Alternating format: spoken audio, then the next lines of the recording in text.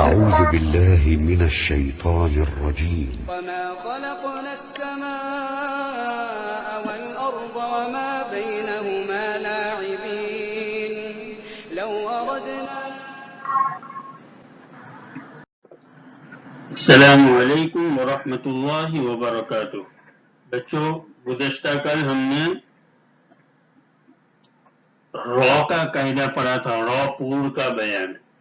تو را کے قاعدے، اس میں پھر جو را ہمیشہ پور ہوتی ہے اس کے قاعدے چل رہے تھے کہ را کب کب پور ہوگی اور را کب کب باریک ہوگی. تو چلیے دیکھتے ہیں قاعدہ کیا ہے. بسم اللہ الرحمن الرحیم. اگر آپ کے پاس کتاب نہیں ہے، کتاب دینیات کے آفس سے منگوا لیجئے تاکہ آپ کو یاد کرنے میں آسانی ہو اور کتاب سے پڑھنے کی برکت آپ کو حاصل ہو. چلیے، تو پہلا تھا گننا کا بیان، اس کے بعد تھا پور اور باریک حرفوں کا بیان. اس میں الگ الگ سبق ہے. پہلا سبق حروف مستعلیہ، یعنی وہ حروف جو ہمیشہ پور پڑے جاتے ہیں، وہ ہے 7 خصہ زغتن قش. اس کے علاوہ حروف مستفیلہ 22 ہے جو باریک پڑے جاتے ہیں، مگر ان میں سے 3 الف، اللہ کا لام اور را کبھی پور اور کبھی باریک پڑے جاتے ہیں. اب وہ الف کب پور پڑا جائے گا اس کا قاعدہ ہم نے پڑھا کہ الف سے پہلے پور حرف ہو تو الف پور ہوگا، اور الف سے پہلے باریک حرف ہو تو الف باریک پڑا جائے گا. پور کی مثال ہے قال، قال، غاب، باریک مال، زال. ٹھیک ہے. اب پھر را، کہ را کب پور پڑی جائے گی، را کب باریک پڑی جائے گی. تو وہ ہے سبق نمبر 3، را کے قاعدے پور کا بیان، یعنی را کب کب پور پڑی جائے گی وہ بتا رہے ہیں. تو وہ ہم نے کل گزشتہ یہ 5 چیزیں پڑھی تھی کہ را ان 5 شکلوں میں، ان 5 جگہوں پر پور پڑی جائے گی، منہ بھر کر پڑی جائے گی. تو دیکھیے آج ایگزامپل کے ساتھ ان قاعدوں کو سمجھتے ہیں. پہلا ہے جس را پر زبر یا پیش ہو وہ را پور ہوگی. دیکھو ایگزامپل میں رزقنا، رزقنا، را، ربما، را کے اوپر پیش، ربما، ربما. تو را کو منہ بھر کر پڑھیں گے، رزقنا، ربما. تو را کے اوپر زبر یا را کے اوپر پیش ہو تو را پور پڑی جائے گی. پھر دوسرا نمبر ہے را ساکن سے پہلے زبر یا پیش ہو تو وہ را پور ہوگی. جیسے ارسلنا، ارسلنا، حمزہ را زبر ار، حمزہ را زبر ار، سین لام زبر سل، ارسل، نون الف زبر نا، ارسلنا. ہے نا، را ساکن سے پہلے حمزہ کے اوپر زبر ہے. دیکھو را ساکن سے پہلے زبریا پیش ہو، را منہ بڑھ کر را پور ہوگی. قرآن، قرآن، را ساکن سے پہلے قاف کے اوپر پیش ہے اس لیے را ساکن پور پڑی جائے گی. قرآن. ٹھیک ہے، یہ 2 چیزیں. تیسرا نمبر جس را پر 2 زبر یا 2 پیش ہو وہ را پور پڑی جائے گی. دیکھو جیسے یہ والی دوسری لائن میں خیرن، خیرن، خیرن.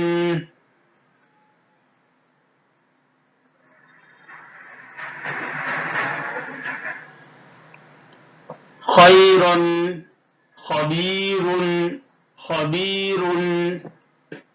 ہے نا، را کے اوپر 2 زبر ہو تو را پور ہوگی اور را کے اوپر 2 پیش ہو تو را پور پڑی جائے گی. پھر 4 نمبر را مشدد پر زبر یا پیش ہو تو را مشدد پور ہوگی. جیسے بر، بر، بر، برو، برو. ہے نا، تو یہ ہو گئی 4.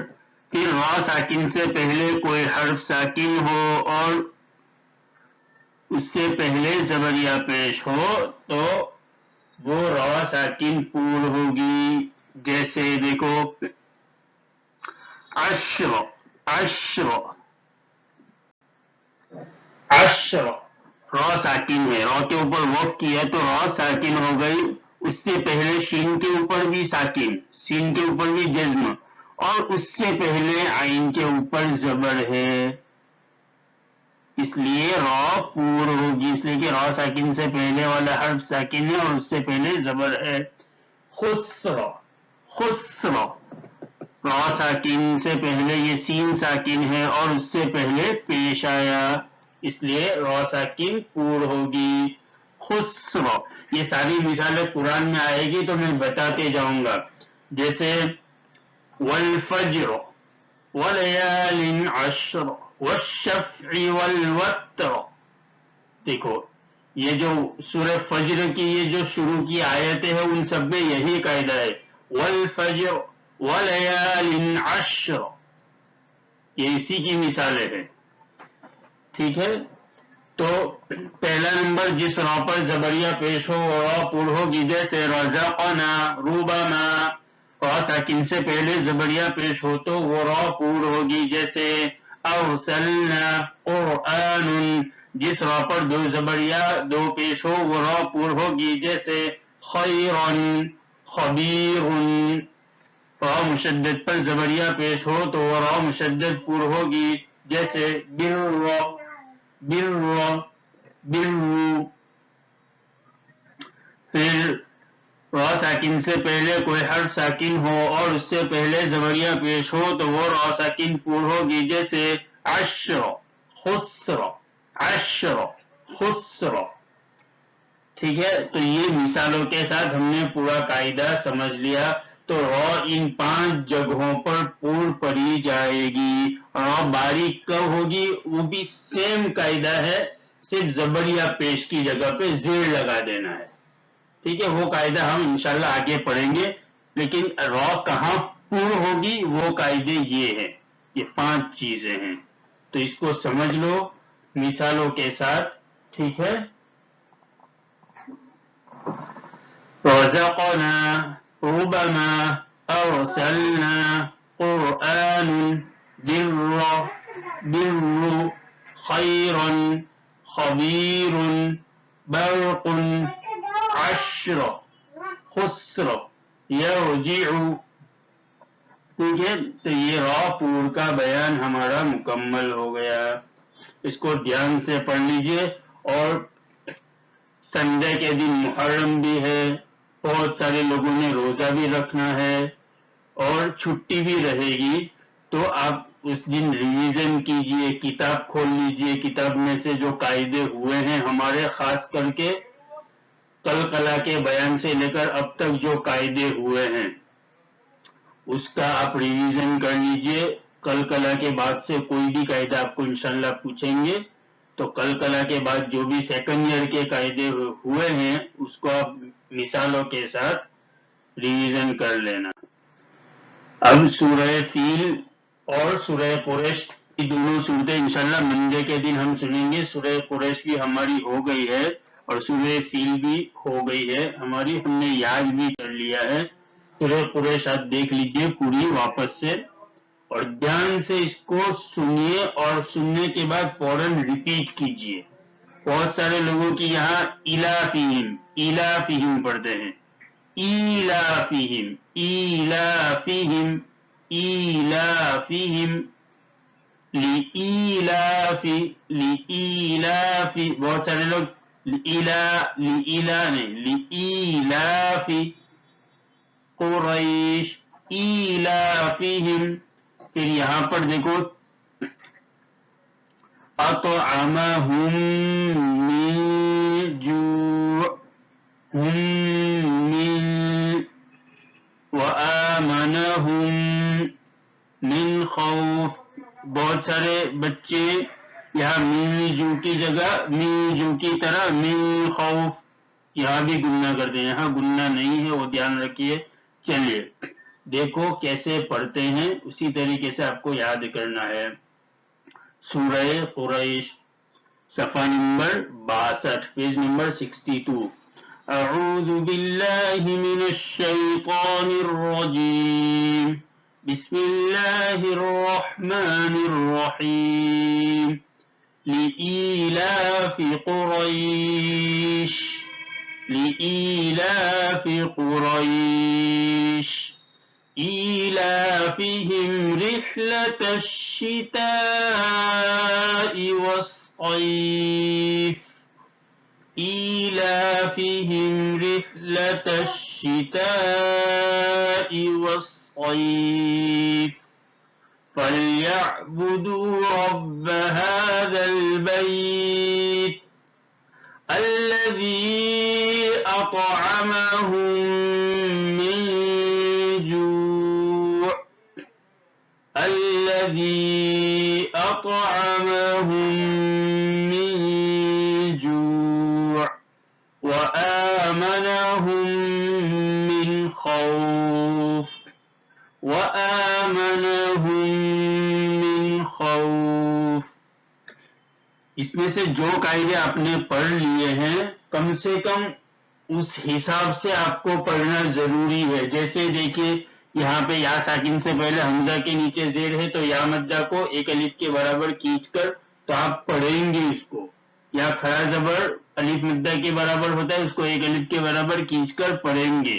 یہاں کھڑا زیر یہاں کھڑا زبر دونوں کو ایک ایک الف کے برابر دونوں کو ایک الف کے برابر کھینچ کر پڑھیں گے. یہاں واو مدہ اس کو ایک الف کے برابر کھینچ کر. یہ قاعدے ہم نے پڑھے ہیں اس لیے اس کو تو اپلائی کرنا آپ کے لیے ضروری ہوگا. ٹھیک ہے. وآمنہم تو یہ جو قاعدے ہم لوگوں نے پڑھ لیے ہیں وہ اس کی رعایت ضروری ہے. باقی جیسا ہم نے پڑھا ہے ویسا ہی آپ کو سن کر ریپیٹ کرنا ہے اور ایسے ہی یاد کرنا ہے تاکہ آپ کا قرآن صحیح ہو.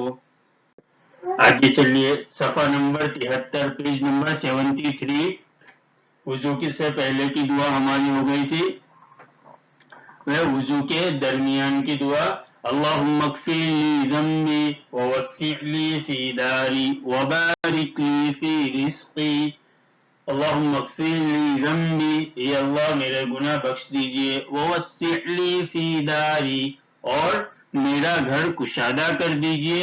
وبارک لی فی رزقی اور میری روزی میں برکت عطا فرمائیے. اس کے بعد وضو کے بعد کی دعا. وضو کے بعد کی دعا اور اذان کے وقت کی دعا تو یہ دونوں سیم ہی ہے.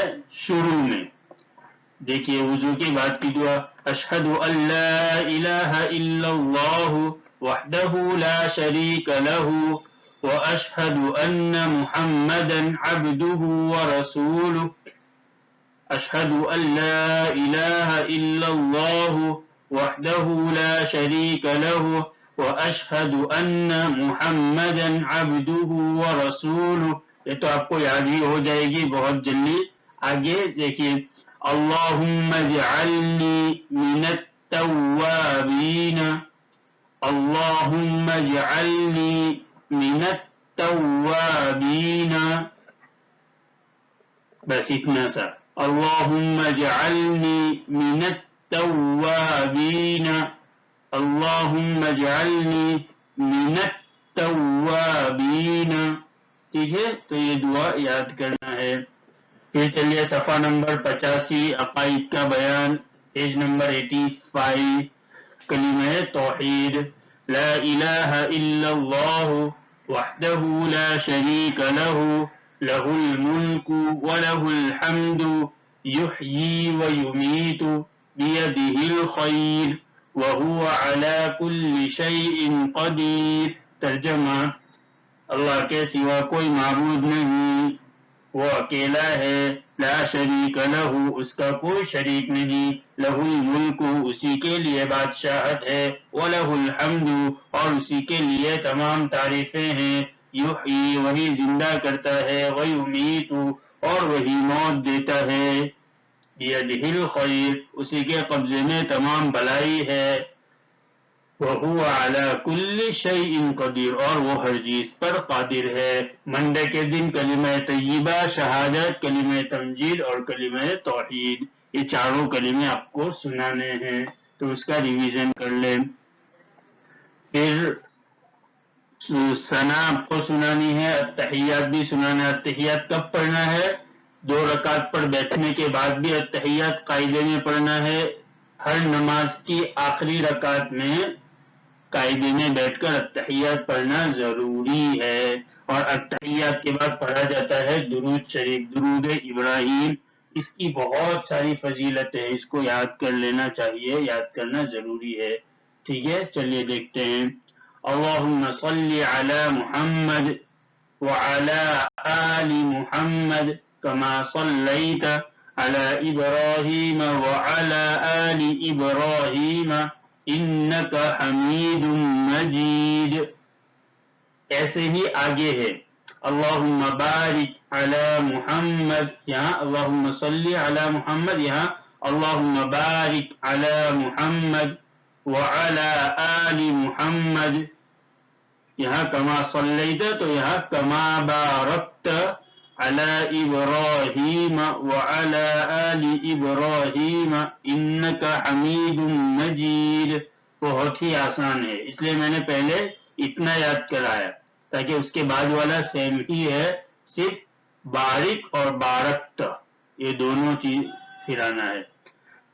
پھر سے دیکھ لیجئے، اللہم صلی علی محمد وعلی آل محمد کما صلیت علی ابراہیم وعلی آل ابراہیم انک حمید مجید، اللہم بارک علی محمد وعلی آل محمد کما بارکت علی ابراہیم وعلی آل ابراہیم انک حمید مجید۔ یہ ہو گیا ہمارا درود ابراہیم جو تحیت کے بعد پڑھا جاتا ہے نماز کے آخری قاعدے میں۔ پھر ہے اسلامی معلومات صفحہ نمبر 103 103 سبق نمبر 2۔ پہلا سبق ہمارا ہو گیا تھا، اس میں 6 سوال تھے، پہلے 3 سوال قرآن سے ریلیٹڈ تھے اور دوسرے 3 سوال جس میں نام یاد کرنا تھا۔ ٹھیک ہے، سبق نمبر 2 یہ پہلا حضرت نوح علیہ السلام سے ریلیٹڈ ہے، دوسرا سبق آخری 2 سوال کو چھوڑ کر۔ ٹھیک ہے، پہلا سوال حضرت نوح علیہ السلام نے اپنی قوم کو کتنے سال تک دعوت دی؟ تو 950 950 ایئرز۔ پھر حضرت نوح علیہ السلام کی قوم پر کون سا عذاب آیا؟ تو پانی، یاد رکھنا ہے، پانی کا عذاب آیا۔ پھر پانی کے عذاب سے بچنے کے لیے حضرت نوح علیہ السلام نے کیا کیا؟ تو اللہ تعالیٰ کے حکم سے کشتی بنائی۔ پھر حضرت نوح علیہ السلام کی کشتی کس پہاڑ پر ٹھہری؟ تو جودی پہاڑ پر ٹھہری تھی۔ پھر حضرت موسیٰ علیہ السلام، آخری 2 سوال حضرت موسیٰ علیہ السلام سے ریلیٹڈ ہے۔ حضرت موسیٰ علیہ السلام کون تھے؟ تو حضرت موسیٰ علیہ السلام اللہ کے نبی تھے۔ حضرت موسیٰ علیہ السلام کی پرورش کہاں ہوئی؟ تو فرعون کے محل میں ہوئی۔ ٹھیک ہے، تو یہ ہو گیا ہمارا دوسرا سبق مکمل اسلامی تعلیم کا۔ آپ کو دھیان سے دونوں سبق کے سوال جواب یاد کرنے ہیں ریویژن کے طور پر، تو منڈے کے دن آپ کا ریویژن ہوگا انشاءاللہ۔ ٹھیک ہے، چلیے، السلام علیکم ورحمۃ اللہ وبرکاتہ، جزاکم اللہ احسن الجزاء۔